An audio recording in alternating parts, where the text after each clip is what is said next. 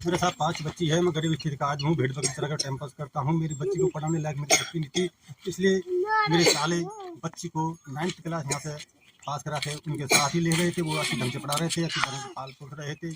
बच्ची की मेरी 21 अप्रैल 2024 को बच्ची की शादी हुई थी दलीलपुर गांव उदय सिंह सनोफ श्रीलाल जी की बच्ची के साथ में।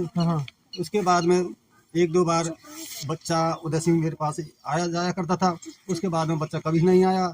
अधिक तरह जो बच्ची का जेठ था मान सिंह, वो आता था, वो जाता था, वो फोन पर टॉर्चर भी करता था। इसके बाद में मैं बकरी चढ़ाने गया था 31 तारीख को। मेरी मिसेज के पास फोन आया था बच्ची का, मम्मी मुझे रात में कोई आदमी आया है। मम्मी ने बोला बेटा कोई तेरा कोई ऊपरी अड़चल वो तो नहीं? कि नहीं मम्मी श्याम आदमी है, मुझे विश्वास है, मुझे यकीन है, हो सकता है मेरा जेठ हो। जेठ के बारे में मम्मी को बता। मम्मी ने कहा बेटा तेरी कल की 2 तारीख की एग्जाम और है, आप 2 तारीख को एग्जाम देके या तो आपके मामा के चले जाना सूरत को, नहीं बेटा मैं किसी बच्चे को भेज दूंगा, आप मेरे घर पे आ जाना, मैं आपको और दिखा दिखी करेंगे। इसके बोलते हुए मेरे अंकिता बेटा को इसी उसकी गलत हालत में छोड़ के मान सिंह शम हाथों से रोटी बना के घर से लेकर सुबह मॉर्निंग में ही फरार हो गया है। मान सिंह जी फरार हो गए। उसके बाद में शाम को उदय सिंह आए हैं। उदय सिंह आने के बाद में हमें कोई इन्फॉर्मेशन मिली।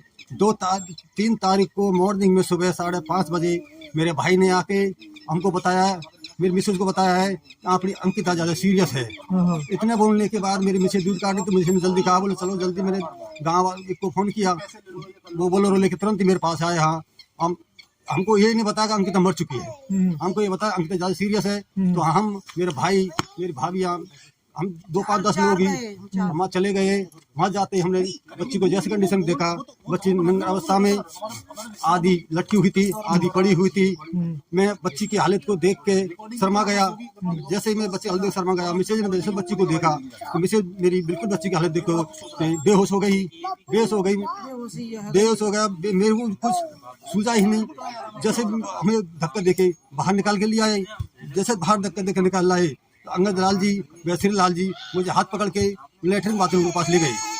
तो उसने कहा बेटा हमने बच्ची को नहीं मारा, ये बच्ची ने स्वयं नहीं खुद खुशी करी है। मैंने जब तक मेरी बच्ची को सिर्फ मुंह ही देखा, उसके बाद में घर वालों ने बताया, मिसेज ने बताया कि बच्ची को देखो, बच्ची का यहाँ गले को देखो निशान हुआ था। परिवार ने बताया। फिर अंगद राम जी वैश्री लाल जी ने ये बोला कि भाई जी आप इस बच्ची को दाह संस्कार करवाते हो या नहीं? मेरा बच्चा है 10 साल का है। 1 महीने पहले बच्ची के पास में 20-15 दिन रह आया था। बच्चा ये कह रहा था पापा आपने सिस्टर मेरी बहन को मुझे ऐसा लगता है जीजा मान सिंह परेशान करता हो। मैंने बच्चे से पूछा बेटा ऐसा क्यों? पापा मुझे ऐसा लगता है मेरी बहन के से आन सिंह जी कुछ दखलबाजी देता हो।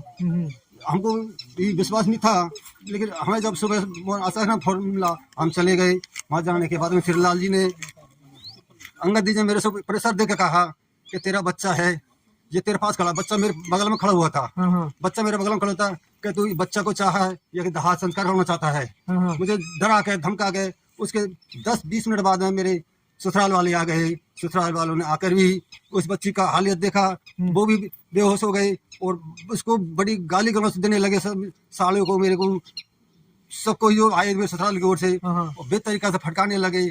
उसके मुझे मेरे बच्चे की डर के कारण मैंने बोला भाई आपको ऐसा धमकी मत दे, हमें जाऊंगी मारने धमकी मत दो भैया, जो होता है वो तो होना वो हो गया। हाँ बच्ची का दाह संस्कार करो, लेकिन ऐसी धमकी हमें मत दे। ऐसे एक स्थिति में मरघट में पहुंच गए। मरघट में पहुंचने के बाद में भी माँ भी यही कहा, मुझे प्रेशर माँ भी डाला था। अंगद राम जी ने, वैश्री लाल जी ने, ऋषिराज जी ने भी प्रेशर डाला था कि आप जो चाहे जो कर लो, आप जो चाहते हो मैं आपको देने को तैयार हूँ, जैसा काटा वैसे मैं कटने को तैयार हूँ, लेकिन मेरे बच्चे का दाह संस्कार करवा दो।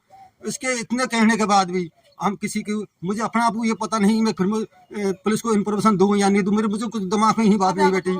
उसके बाद में हमारे साले का नाम है एडवोकेट है जयपुर, उस रामदयाल जी वो आए हैं, उनने पुलिस को इन्फॉर्मेशन दी है।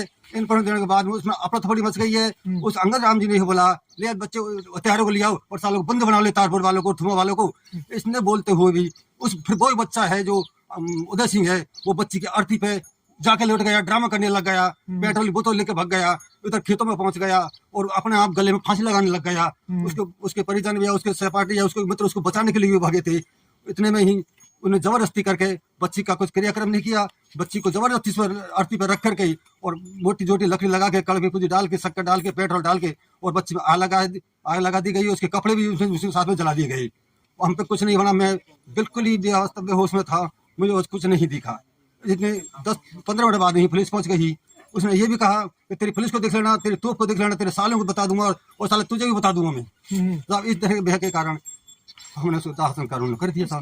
ने भी रामोती नाम की ने ये बोली है कि मामा मामा कर रहे हैं, मामा को बांध के पटक दो और जब खोलेंगे उनको ब्याज समेत रुपया दे देंगे हम। उसकी रामोती बुआ जी ने, अंगद जी की बहन ने